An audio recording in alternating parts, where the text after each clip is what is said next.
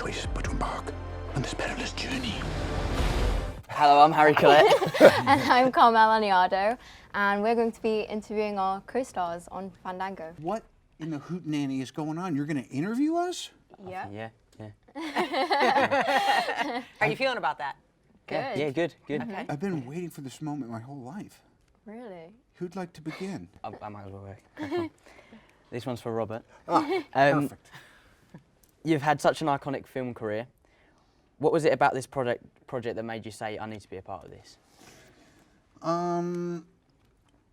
Well, first of all, as I've said, and as you guys will see when we come hang out, we're surrounded by animals: cows, alpacas, goats, pigs, chickens, cats. We just got Bunnies. a rabbit. What kind of rabbit is it? A lion head rabbit? Yeah. Lion, yeah. Yeah. Named that. Jasper. Jasper. It was going to be Fluffy, and then it became Jasper Right. somehow. Well, as it happened, it was great because we got to meet y'all, and it's an adventure film, but it's period. It's live action, but then there's all the animals and animation. So we like a challenge, and an adventure, and this was both. So this is a question for Robert and Susan. A lot of this I'll take film, I thought she was going to say Robert again. I'm like, really? a lot of this film is you having conversations with your friends who happen to be animals. If you guys could ask your pets one question, what would it be?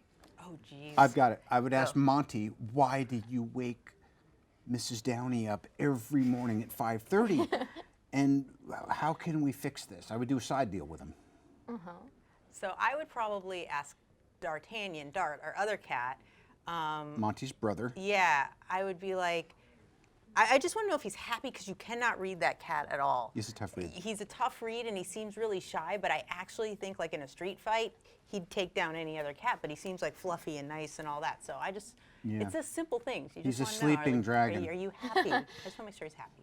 Yeah. I'm so glad you got that out, hon. This one's also for Robert. How were you able to connect and visualise the animals that were being portrayed? Well, you were up against it as much as I can anyone. ask you that. Well, and Carmel as well. There were animal actors as well as every other reference you could have, and so there was a team of people dressed in green suits who were really going for it, and was sometimes so helpful, and sometimes I just felt so awkward too, because past a certain point in the day, you're like, I'm just going to look there and do this, but they're still dressed in green in there. And the thing is, a lot of these folks are really highly trained actors that were coming off Star Wars, and they're all like amazing folks. But it's that ability to pretend, which is half of what we're doing anyway. This next one is for Susan. Ah, good.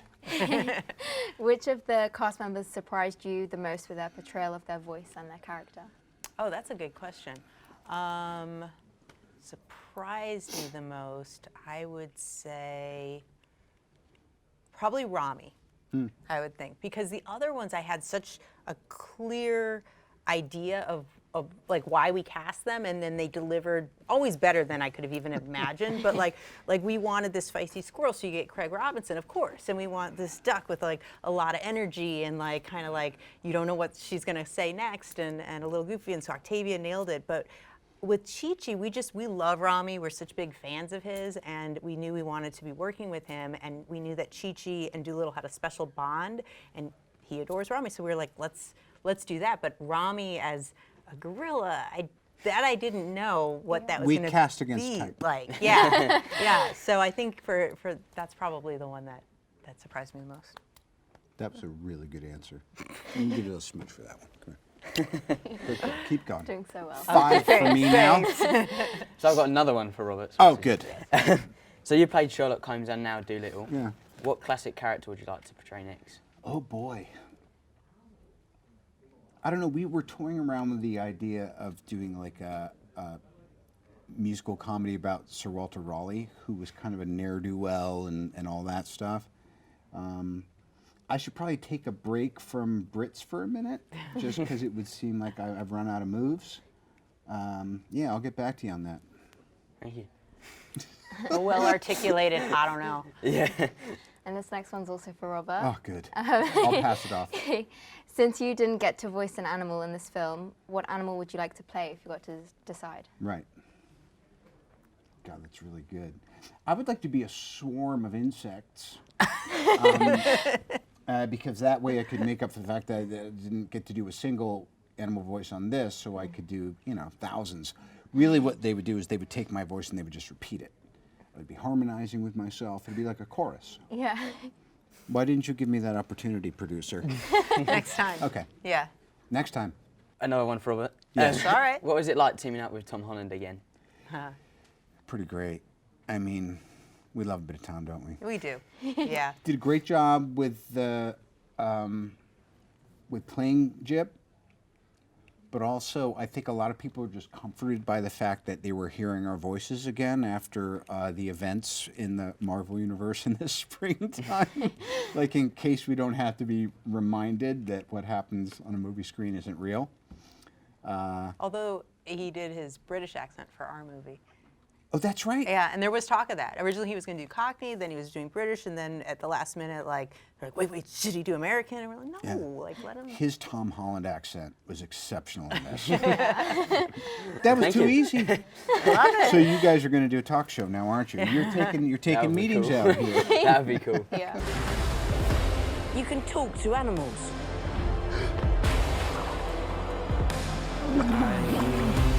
Babies cry. Watch them grow.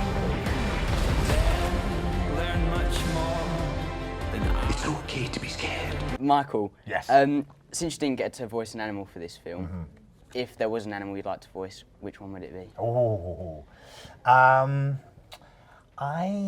see a lot of sheep back in Wales, where I come from. So maybe I would like to voice a sheep. I think I feel a spiritual connection. Yeah.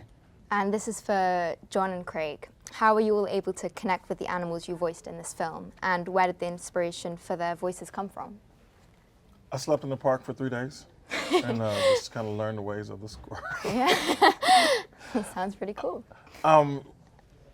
When we went in to record, and you know how this goes, you're collaborating with the producer and the director, and it was a lot of improv and going over the lines and figuring out where this character's going.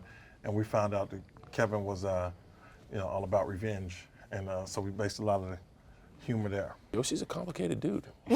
Embrace He the is. Yoshi. You got it. I'm telling everybody to kind of embrace the Yosh because he's a polar bear, yet he's cold, but at the same time he's this big, assuming creature that's really loving and in search of friends and is very in tune to the sense of community. So I kind of dug that, and I think very similar with Craig's experience. You have an outlying theme, like Kevin is out for revenge. Yoshi is all about friendship and positivity. And it's just a simple word like that dictates your demeanor, how you deliver the lines, just a simple piece of advice of he's a positive character. It changes the whole thing. And he's so funny as well. Oh, well thank you. My favorite character is Kevin the Squirrel. Yeah. I appreciate his journey. This is a question for all of you. A lot of the film takes place on a boat. Out of all of you, who would be the best captain? Oh, not me. No, I feel like you would be. No, I'd probably be good at following orders, but I don't. Is the poop deck still what I think it is? If it's a boat full of animals, who knows? Exactly. No, it wouldn't be me. I don't know. Are you good at sea? Good with water? I'm good with water. Yes, I'll be better as the entertainment. Okay, so if it was a cruise, Yeah, just cruising. you could be the cruise entertainment. Game on. Okay. So I think by default it's you. By default. I guess, but yes, sorry everyone. I'm right. the captain. They're leaving us making sheep noises. So we do have a lot of pirates in this movie. If you got approached by pirates, who would be the first to run away out of all of you? I'd want to join up. I'd get my parrot on my shoulder and practice my R's. I'd do a bit of that. I stand behind John. Yeah, that's probably a good point. I would run fast, or as fast as I could. I run really unorthodox. It's not. I should work on that. But yeah, I'd run away. So there are so many different animals in this movie. What were some of the most interesting animal facts you learned while making this film? Ooh. If you learn any. Wow. I had an interesting scene with an octopus in a tank, Oh yeah. And they are fascinating creatures. Have you seen that video of an octopus like getting into a little bottle thing? Like they can get into tiny into spaces, anything, yeah. and they're huge. So that was kind of interesting. The world of octopi. I believe it is scientific fact that squirrels live most of their life with a sense of revenge. Of course. Yeah. So obviously this film's all about a voyage. If you had to go on a really long voyage, what snack would you take on it?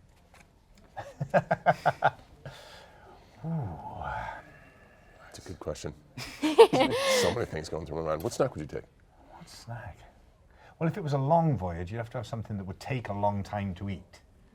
What are those things those like meaty things that take forever to eat? Beef jerky? Is it that? Yeah, beef jerky, something like that maybe. I would take a charcuterie plate. I was going to say a wheel of cheese. So if you combine the both, that's a charcuterie plate. Yeah. Cheese and meat and some crackers. Spreads. Bon voyage. Yeah, spreads. Some mustard. Nice. Yeah. Now we have a buffet. This film is all about a voyage and a long journey. So what was the longest trip or adventure you guys have ever been on? I once flew to New Zealand. Wow. And it's such a long flight. You can't do it in one go. You have to keep stopping all the time.